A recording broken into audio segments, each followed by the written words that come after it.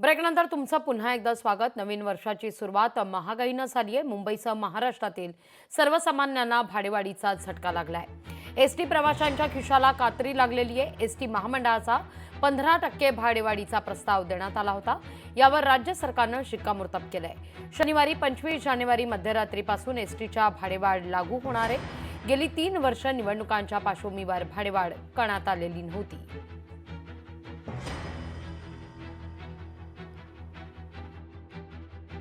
ज्या परिस्थितीमध्ये हे सरकार चाललेलं आहे, मग एसटी भाडेवाढ करतील, लोकांवर भुर्दंड टाकतील, रिक्षाचे भाडेवाढ करतील आणि लोकांना लुटतील।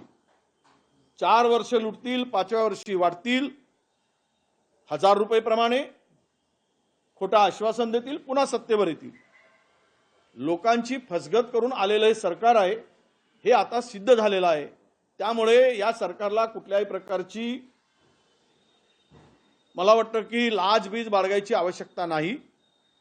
बिनधास्तपणे लुटा, बिनधास्तपणे वाटा आणि बिनधास्तपणे सत्ता उभा भोगा, एवढंच एकच काम या सरकारचं आता शिल्लक राहिलं आहे। लोकशाही मराठी ऐका, पहा, जागरूक रहा।